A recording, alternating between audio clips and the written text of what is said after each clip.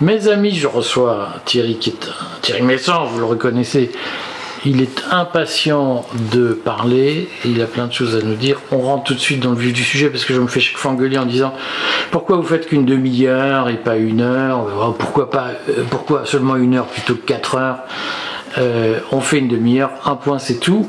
Thierry, on fait rapidement le point. Il y a eu des informations qui ont circulé dans toute la presse subventionnée, donc, y compris chez Dassault, y compris chez des... Vous savez que Dassault a financé le retrait de la cote du groupe Rothschild. Vous n'avez peut-être pas suivi ça, mais donc Dassault a publié le compte-rendu d'une note de 40 pages du Mossad envoyée au gouvernement israélien avant le 7 octobre sur les projets du Hamas, que le gouvernement israélien n'a pas pris au sérieux. On délivrera sur le courrier une série d'informations supplémentaires sur le contexte de cette affaire. Est-ce que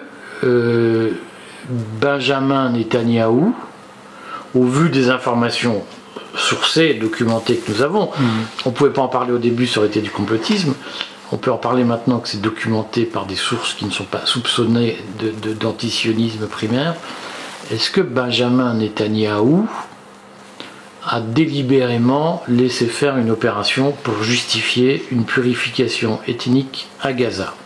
Alors, la première fois que vous m'avez interrogé, c'était il y a presque 2 mois. Je pose toujours la même question, oui. Vous avez remarqué. Et je vous avais expliqué que, à l'évidence, Benjamin Netanyahou, contrairement à ce qu'il racontait, était au courant à l'avance de cette opération. Mais y compris de la date ou pas? Non, ça, la date, c'est important, parce que les gens disent tout est contrôlé, prévu, un complot. Voilà. Il faut être précis là-dessus. Ça, je vous l'ai dit il y a 2 mois. Mais en 2 mois, il y a eu une accumulation d'éléments dont ce rapport que vous citez, c'est un rapport qui a déjà à peu près 1 an, dit-on. Et Benjamin Netanyahou n'y aurait pas prêté d'attention. Or, ça n'est pas vrai.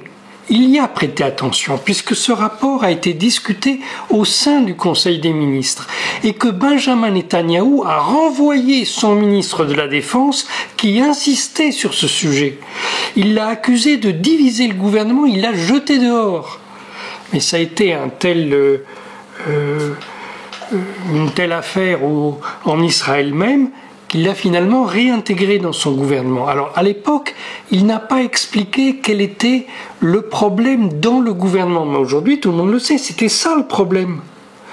Donc, c'est-à-dire que le ministre de la Défense disait, voilà, nous avons un rapport qui nous informe qu'une attaque se prépare contre Israël, que le Hamas est derrière, et que ça va être sanglant, cette affaire-là. Mais... Benjamin Netanyahou. Pour que ce soit clair, parce que je vais avoir après des accusations dans tous les sens. Est-ce que ça signifie que peut-on penser, on va le présenter comme ça, que le ministre de la Défense de l'époque exigeait, demandait, prônait des mesures préventives contre cette attaque et Netanyahou n'en voulait pas? Absolument. C'est ça que vous dites. Absolument. Mais aujourd'hui, on a d'autres éléments qui montrent que non seulement il n'a pas tenu compte des alertes qu'on lui a données, il y a eu quantité d'alertes, on le sait maintenant, non seulement il n'a pas tenu compte de ces alertes, mais il a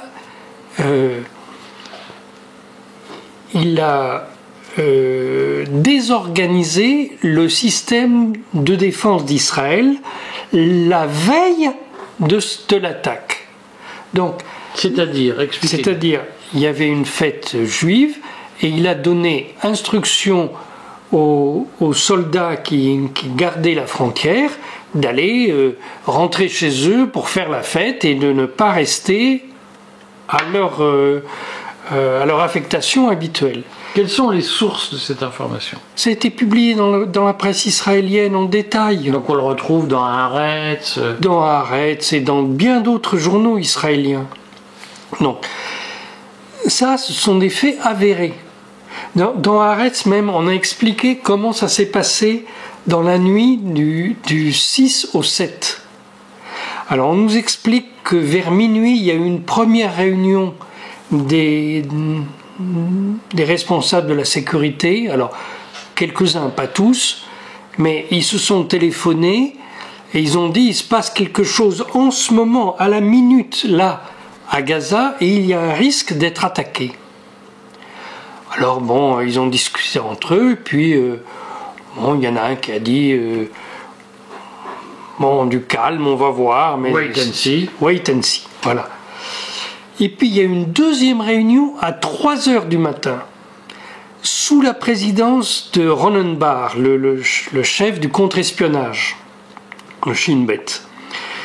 Et donc là, tout le monde vraiment s'affolait, il se passe quelque chose, ils vont nous attaquer, c'est pas des blagues. Et Ronen Bar a dit non, c'est pas grave, on peut vous le dire, nous on sait tout, c'est pas un problème. Et à 8 heures du matin a commencé la réunion que Ronen Bar avait convoquée de tous les chefs de tous les services de sécurité israéliens qui étaient au siège du Shin Bet. Et là, on a bien fermé les portes et ils ont discuté jusqu'à 11 heures du matin pour savoir ce qu'ils allaient faire. Mais l'attaque, elle a commencé à 6h30. Donc, on a tous les chefs des services de sécurité qui sont enfermés dans une pièce de 8h à 11h du matin. Il faut m'expliquer ça. Donc, selon vous, ça signifie que, au fond, oui. Les Israéliens, en tout cas certains Israéliens, Netanyahou par exemple, souhaitaient cette attaque ou l'attendaient. Ça veut dire que Benjamin Netanyahou et Ronen Bar ont volontairement laissé faire cette attaque. Ils ont découvert leur défense et ils ont laissé faire cette attaque. Mais est-ce qu'ils ont laissé faire ou est-ce qu'on peut imaginer qu'il y a eu un jeu trouble à on ne sait quel niveau, ou d'une certaine façon, Netanyahou a promis, laisser entendre indirectement, pas lui directement évidemment, au Hamas qu'ils auraient un champ pour prospérer et pour agir. Hamas, je ne sais absolument pas quelles sont les combines entre Netanyahou et le Hamas, même s'il est évident qu'il y en a depuis toujours. Bon. Moi, je constate juste que cette attaque a été voulue, entre autres, par Benjamin Netanyahou. Et je ne suis pas le seul à le constater, puisque le chef de l'opposition israélienne, Yair Lapid, l'a dit lui-même. Et il a dit, c'est fini, cet homme doit être révoqué. Quand on arrive à ce niveau d'incompétence, parce que c'est de l'incompétence quand même. De cynisme ou de calcul. Oui, de cynisme ou de calcul. Mais il faut être compétent pour être cynique. Ah, il faut être compétent pour être cynique, c'est vrai. Pas donner à tout le monde. C'est vrai. Mais il est arrivé à un niveau où il ne sert plus l'intérêt d'Israël, ça c'est clair. Alors, justement, dans l'esprit d'un Netanyahou, ce que je vais comme un peu vous challenger, si je me mets à la place de Netanyahou, je suis contesté dans la rue massivement à cause de ma réforme que je concède aux partis qui font partie de la coalition, qui sont des partis suprémacistes juifs, qui réclament l'inscription du droit au racisme dans la loi fondamentale. C'était ça, la réforme de la justice de Netanyahou, on en a peu parlé. Je suis contesté, je suis dans une impasse politique parce que mon système est à bout de souffle. Et au fond, une attaque du Hamas qui me permettrait de pratiquer une purification ethnique radicale, c'est une façon de sortir de la crise par le haut. Est-ce que ça, c'est un calcul plausible ? C'est plausible. De toute manière, on est là dans les hypothèses. Bon, envisager que le Premier ministre d'un pays organise l'attaque contre son propre pays, ça nous amène dans des hypothèses... complotistes. Oui, enfin, vous les appelez comme vous voulez. Oui, complotiste, c'est toujours ce qu'on dit quand on refuse de voir les choses. Mais, bon, de toute manière, quelles que soient les hypothèses, elles apparaîtront scabreuses. Parce que faire ça, c'est scabreux. Bon. Mais pour interpréter ce qui se passe dans cette région, il faut aussi se poser des questions sur le Hamas. Parce que le Hamas, je l'ai dit la fois précédente, je crois, le Hamas c'est divisé en deux. Il y a une partie fidèle aux frères musulmans et une partie qui a rejoint la résistance palestinienne. Mais la direction du Hamas, ce n'est ni la branche politique ni la branche militaire, c'est le guide des frères musulmans. C'est-à-dire la branche historique, proche des Égyptiens, enfin proche d'un salafisme, salafisme international, on va dire ça. Voilà. Bon, mais la confrérie des frères musulmans, elle est toujours dans la main des anglo-saxons, au niveau suprême. Donc, alors, c'est un système où il n'y a pas d'une hiérarchie pyramidale où tout le monde obéirait là-dedans. D'autant plus que quand vous êtes palestinien, si vous cherchez à défendre votre pays, vous allez peut-être vous retrouver à rentrer dans le Hamas alors que vous n'avez un atome crochu. Vous ne pensez pas du tout comme les frères musulmans, mais peut-être vous ne trouverez pas d'autre endroit où aller, peut-être vous irez ailleurs, mais il faut connaître des gens pour rentrer dans un réseau de résistance. Bon. Et le Hamas, c'est le seul qui est installé de manière publique à Gaza. Voilà. Donc, qui tire les ficelles de cet ensemble?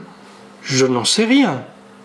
Mais les gens qui ont organisé cette attaque ne l'ont pas faite pour servir le peuple palestinien. Quand même, cette guerre, pour le moment, on en est à... Officiellement, il y aurait 17 000 morts, plus 2700 personnes qui seraient sous les décombres. Probablement mortes, on ne sait pas, mais il y a peut-être qu'on retrouvera vivants, mais bon. Donc on arrive dans les 20 000 morts, en fait. Ça, c'est la réalité. Donc, si vous voulez défendre le peuple palestinien, vous y prenez vraiment très mal. Et on n'a pas vu le Hamas construire des abris pour sa population. En fait, la manière dont ils s'y prennent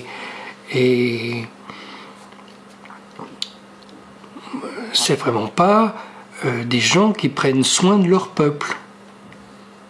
Donc ce serait une opération inspirée de l'étranger pour justifier une répression. Alors maintenant, on voit où ça nous mène cette opération. On n'a jamais vu un tel massacre.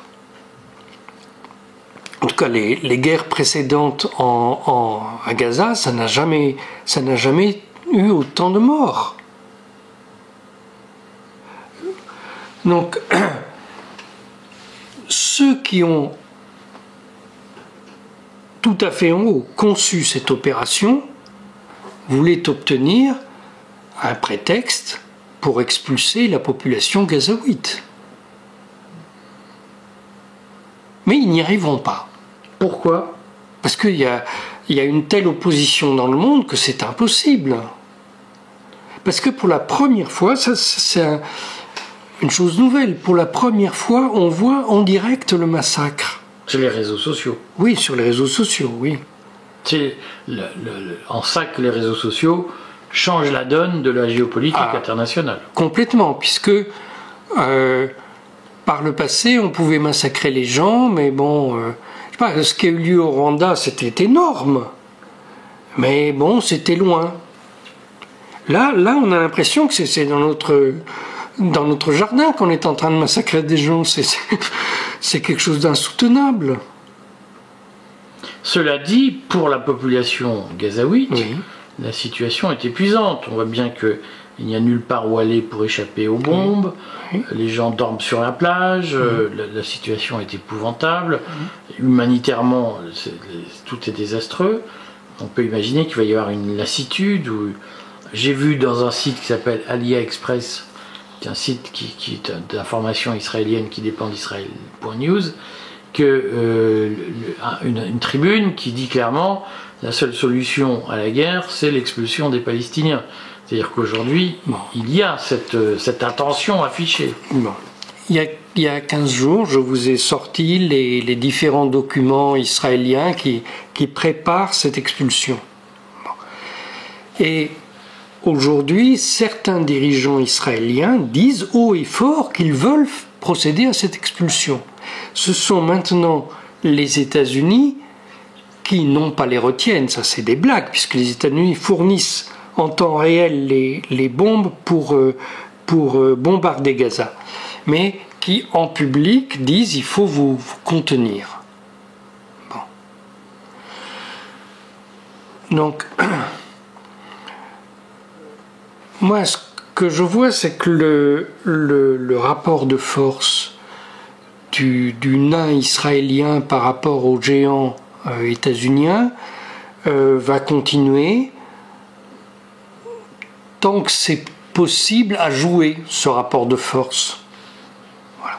Et puis on s'arrêtera de massacrer quand ça sera intenable pour Joe Biden. Ça n'a aucun rapport avec la situation sur place. C'est aux États-Unis que ça se joue. Mais dans le reste du monde, on voit que les opinions publiques sont bouleversées par ce qu'elles observent, mais dans le monde entier, hein,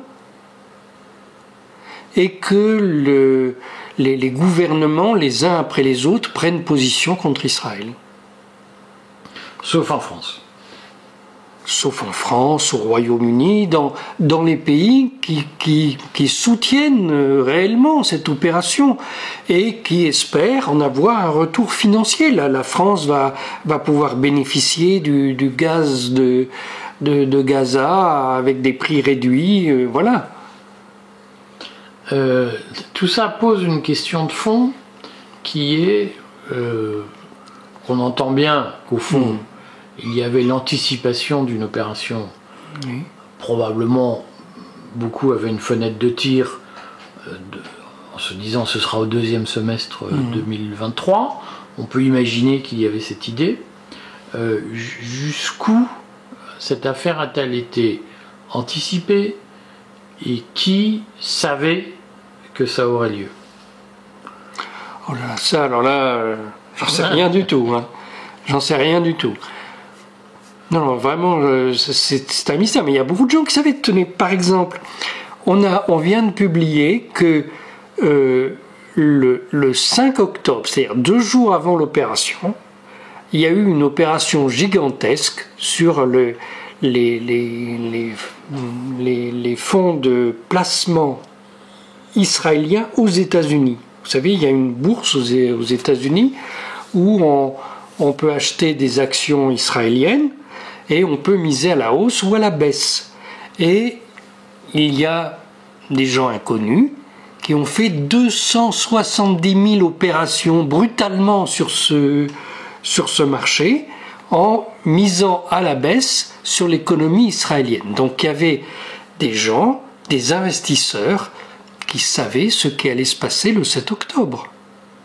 Et ils ont emmagasiné une fortune là.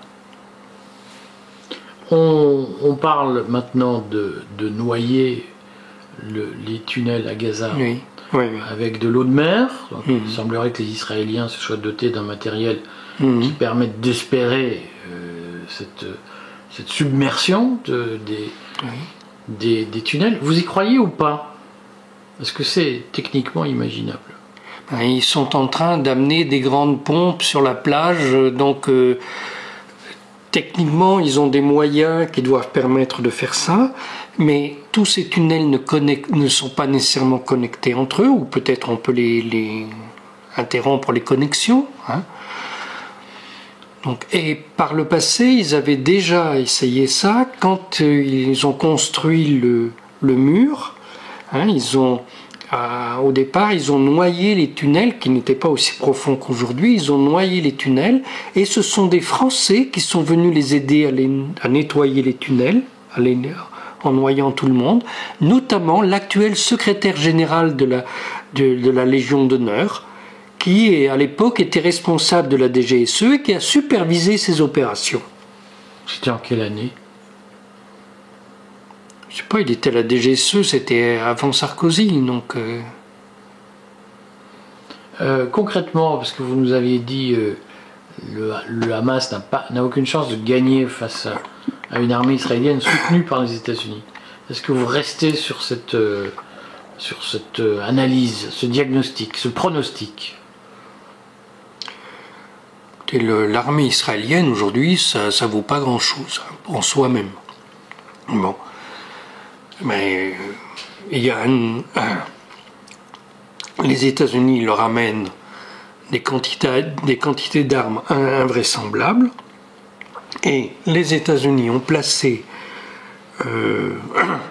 une armada alentour d'Israël. Je dis bien alentour d'Israël, c'est-à-dire que les États-Unis ont encerclé Israël. Donc ils font pression sur le gouvernement israélien. Ça, on n'en a pas conscience chez nous. Mais pourquoi font-ils ça? Parce que les États-Unis veulent gagner cette guerre. Ils ne peuvent pas se permettre d'avoir perdu en Syrie, perdu en Ukraine et perdu là. Donc ils poussent Israël à aller jusqu'au bout. Parce que Netanyahou soit un criminel, je pense que personne n'en doute. Mais l'ensemble du peuple israélien ne va pas le suivre normalement. Vous savez, juste au début de cette opération, il a été forcé d'aller faire la tournée des popotes et de s'assurer que l'armée n'allait pas se soulever contre lui. Donc, il y a à l'intérieur même du peuple israélien beaucoup de gens qui sont horrifiés par ce qu'on leur demande de faire. C'est pour ça que maintenant tout est automatisé. C'est-à-dire ce bombardement ne ressemble en rien au bombardement que nous avons connu à l'ère moderne. Avant les bombardements, vous aviez des avions, puis on faisait tomber des bombes qui n'étaient pas dirigées, tout ça. Quand on a détruit Dresde, bon, on a rasé la ville de Dresde, mais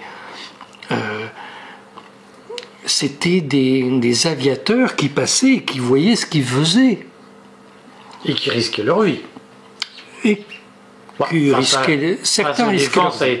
Anti-aérienne, certains risquaient leur vie. Mais là, on a un système d'intelligence artificielle qui définit des cibles, environ 500 par jour. Quand on les définit dans un état-major, quand on en a une centaine par jour, on est bien content. Mais là, ils en sont à 500 par jour. Et les tirs sont faits automatiquement.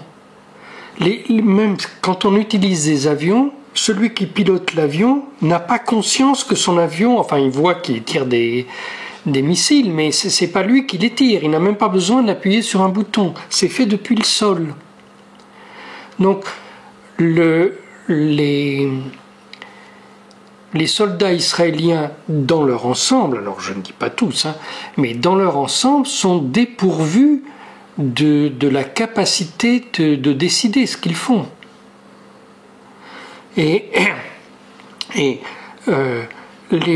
l'intelligence artificielle détermine des cibles, mais auparavant, elle déterminait une cible et puis elle disait, voilà, il va y avoir des dommages collatéraux, vous risquez de tuer 1, 2, 3, 4, 5 personnes.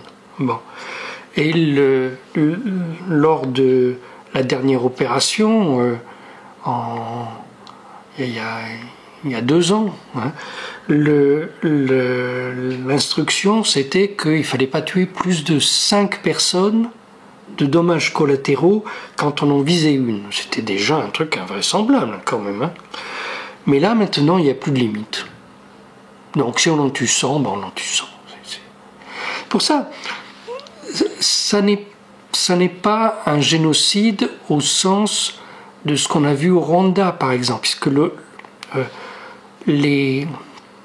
on ne cherche pas humainement à tuer tout le monde. Mais d'un point de vue de la machine, c'est un génocide. La machine, elle est là pour tuer le plus de gens possible. Quand on détermine des cibles, c'est simplement, on trouve une excuse pour massacrer des gens, c'est tout. Est-ce que la Cisjordanie risque d'être elle-même la cible d'opérations militaires? Est-ce qu'au fond, le gouvernement israélien va avoir la tentation de se dire on vide Gaza de sa population et on va aussi vider la Cisjordanie? Bien. S'ils arrivaient à vider Gaza de sa population, pour eux, ça serait très bien. Mais je ne vois pas comment ils vont faire. Bon. Donc s'attaquer maintenant à la Cisjordanie, pour eux, c'est prendre un risque considérable. Et le Liban Sud, puisqu'on voit qu'il y a quand même une forte activité militaire entre le Sud Liban et Israël, est-ce que les Israéliens ont la tentation d'ouvrir la guerre avec le Hezbollah, avec le Liban en général? Alors, il se trouve que c'est hier ou avant-hier, Israël a attaqué une position de l'armée libanaise. Donc ça, c'était jamais arrivé. Il y a eu des morts. Ah oui, il y a eu des morts. Il y a un mort, un soldat qui est mort, il y en a 3 autres qui ont été blessés. Bon. Mais là, c'est volontairement, l'armée israélienne a attaqué l'armée libanaise. Elle n'a pas attaqué le Hezbollah. Donc ça, c'est une violation directe, évidemment, du droit international, de la résolution 1701 qui avait été adoptée à la fin de la dernière guerre du Liban. Manifestement, quand on fait ça, c'est qu'on souhaite provoquer la guerre. Alors, les Libanais n'ont pas répondu. Ils auraient pu. Le Hezbollah n'a pas répondu. Il aurait pu. Mais ce sont les Libanais qui freinent, c'est pas les Israéliens. Quelle peut être la logique des Israéliens dans cette affaire? Alors, ils avaient une première logique qui était de dire de la résolution 1701, il y a un point qui n'a pas été appliqué, c'est de démilitariser le sud Liban. Le sud de la rivière Litanie. Bon. Et donc, voilà, on obtiendra ça. Alors, au début, ils ont commencé en brûlant tous les champs qu'il y a au sud du Litanie. Donc, on n'en parle pas ici, mais ils envoyaient des bombes incendiaires, ils ont brûlé les oliviers, tout. Bon. Mais là, ce qu'ils veulent, c'est la guerre. Et les forces de l'OTAN ont été déployées au Liban, puisqu'on a amené tout un tas de chasseurs bombardiers au Liban, y compris des avions français. Est-ce qu'on peut imaginer que cette guerre israélo-libanaise va dégénérer dans les jours qui viennent ou les semaines qui viennent? C'est absolument possible. Et c'est d'autant plus possible que il y a un autre front qui s'ouvre de manière très sérieuse en mer Rouge. Avec notamment les Yéménites, alors, les Houthis. Alors, on dit Houthis ici, mais c'est très péjoratif parce que ça veut dire c'est le groupe de Monsieur Machin, parce que c'est un Monsieur Houthi qui les dirige. Donc eux, ils s'appellent Ansar Allah. Donc, on va les appeler comme ça, si vous voulez. C'est plus respectueux, je pense. Et donc, est-ce qu'Ansar Allah a les moyens de mener une guerre contre Israël, puisqu'on a même dit qu'ils avaient demandé à l'Arabie Saoudite le droit de traverser le territoire saoudien pour faire la guerre, pour envahir Israël. Bon, alors, il faut se rendre compte que les combattants yéménites, c'est comme les Afghans. C'est des gens que personne n'a jamais pu vaincre. Donc, dans l'histoire, jamais on ne les a vaincus. Bon. Et les combattants yéménites, les États-Unis les ont déjà affrontés en Irak, parce que la région d'Al-Anbar, qui s'est soulevée contre les États-Unis pendant les 2 guerres d'Irak, la région d'Al-Anbar, elle est peuplée par des émigrés yéménites, en fait. Bon. Donc, ces yéménites, ils ont leur propre logique. Et eux, ils pensent que Israël est dans une guerre contre des musulmans et occupe illégalement, à leurs yeux, les lieux saints musulmans à Jérusalem.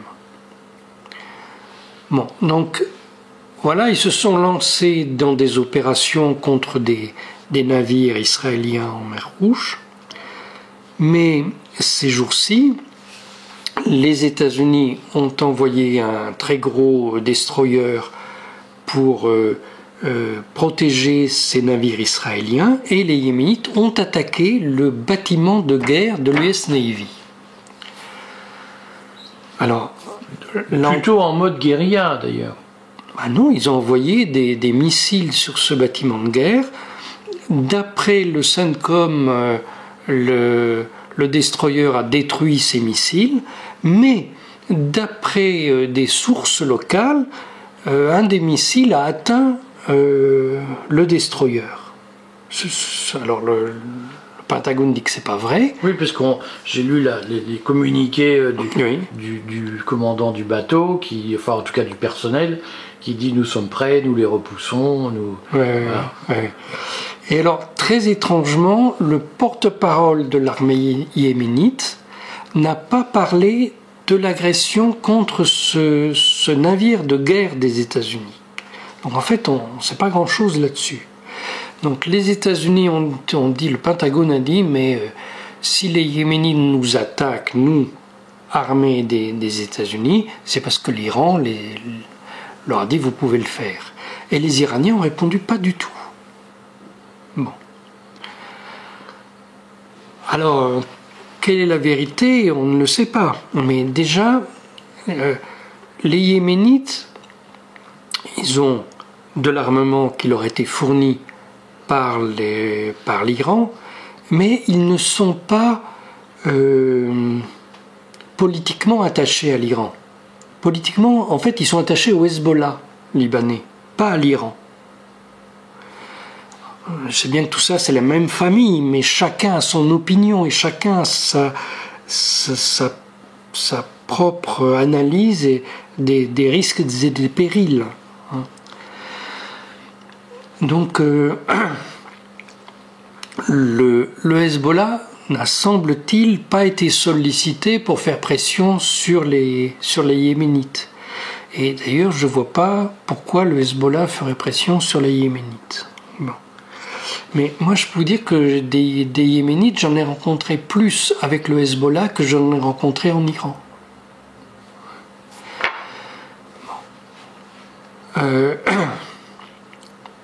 En tout cas, l'ancien président Saleh, l'ancien président du Yémen, disait que celui qui contrôle le détroit de Bab el-Mandeb et le détroit d'Ormuz est plus puissant que celui qui a une bombe nucléaire. Parce que l'essentiel du commerce du pétrole passe par un de ces deux endroits. Et justement, l'Iran et les Houthis sont bien placés. Se partagent ces deux détroits. Voilà. Bon, Thierry, on sent que cette situation, d'une manière générale, elle est en transition. Oui. En réalité, il y a un rapport de force qui se crée sur le terrain, comme on dit. Et pour l'instant, nous ne sommes pas au bout du rapport de force. Pas du tout. Voilà ce qu'on peut dire. Pas du tout. Vous pensez que ce rapport de force va tourner en faveur des États-Unis, in fine, ou pas? Je sais que vous êtes très, très, très convaincu que la puissance américaine est difficile à battre. Je suis convaincu que pour des puissances moyennes ou petites, c'est impossible à battre. Et pour moi, il n'y a que la Russie et la Chine qui peuvent battre les États-Unis. La Russie ou la Chine, pas les deux ensemble. Mais